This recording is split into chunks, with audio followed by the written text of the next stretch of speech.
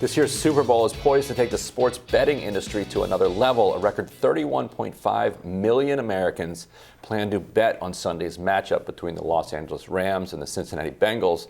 That's according to estimates released this week by the gambling industry's National Trade Group.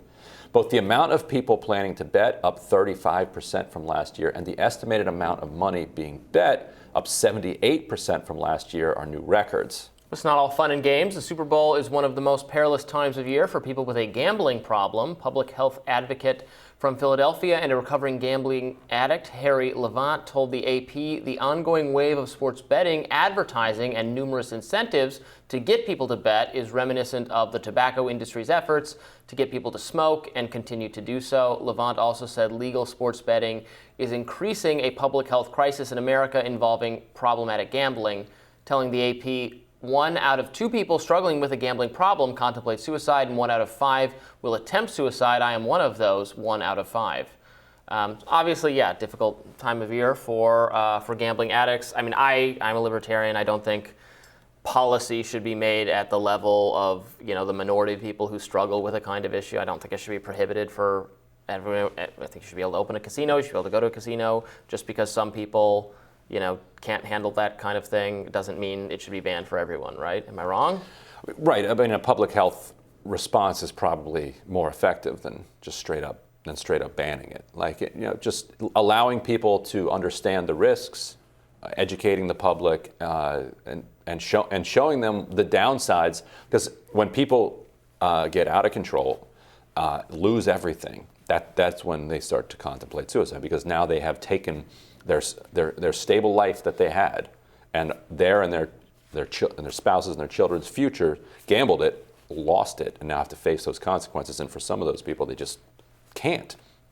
And it is a real compulsion for some people. I have a good story on this. Once I was in Las Vegas for a Super Bowl several years ago, and I looked over, and there in sweatpants and a t-shirt was Pete Rose. Really? One of the most famous gamblers in our country. And so I went up to him with a couple friends. We took a selfie, and I asked him, who he liked for the game that night, and he said, "I'm betting the Giants." And this is a guy who is not in the Hall of Fame because of his sports gambling, for his betting on baseball. I said, "Why do you like the Giants?" He said, "You got to bet somebody." It's like, you don't actually have to bet somebody. But from his perspective, like the way he lives his life, the way he feels, you just have to. Like, it's the Super Bowl, and you have to bet somebody. He was right, by the way. Yeah, he won something. He won that night. But for many people, it is just a complete compulsion, and you just have to bet somebody. For a lot of other people, it's just a fun way to kind of spend the evening and make it a game that you don't really have any interest ahead of time in, a little bit more interesting. And then it fuels into fantasy football, because when you start betting on fantasy football, is it gambling, or are you paying a small amount of money to have fun with friends? Right. And and all of these are like, they're games in some sense. I mean, It's not, roulette is truly just, pulling a lever. It's not really a game, but blackjack's a game, and poker, etc.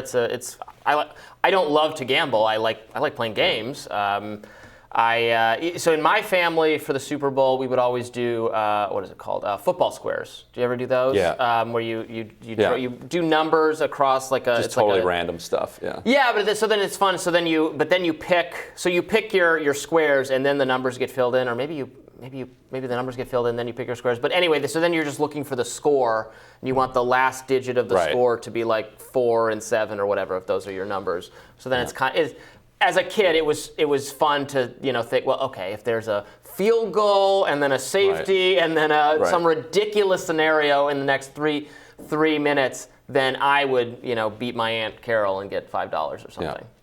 I kind of like the one that says that you can come up with like a list of like 10 things, and then whoever gets the most out of those right wins. Like, will somebody run for more than 30 yards? Oh, that's cool. Yes or no, and then you factor that in at the end. But it can be tough for some people. One friend of mine told me he finally realized that he had a gambling problem when he was gambling on hockey. Absolutely didn't care about hockey, and he didn't even understand the line, because the line in hockey is something like 4.5 to 3.5. And he didn't. He wouldn't I don't even even know. I don't follow what you just said. And he didn't know what either. that And he'd means. be like, Bruins. And then he would just find out later if he won or not. But he wouldn't know why he won or why he lost. Absolutely never watched hockey. Did not care about hockey. And so then after a little while, then he's like, okay, this has gone too far. I need to reel this in before it gets you to a place, a very dark place. Regular viewers of the show have probably caught on to the fact that I'm not a huge sports fan. Until we just read it there, I didn't know who was going to be in the Super Bowl. I don't know if it's this weekend, next weekend, weekend after. It's coming up. I'm probably not going to be watching. That's why Google's there for you. What time is the Super Bowl? The most famous Google search. I think I had an early first TV appearance like a decade ago or something where I got asked who I wanted at the Super Bowl, and I had no idea who was even playing. Super Bowl. That's embarrassing. That's American football, right? Don't come to me for sports advice, questions, discussion. I like golf. That's about it. There you go. Anyway, well, best of luck to whoever's in the Super Bowl, right? Whoever's in, I wish you good whatever it is. Throw that ball. The old pigskin. The old pigskin. All right. We'll have more Rising right after this.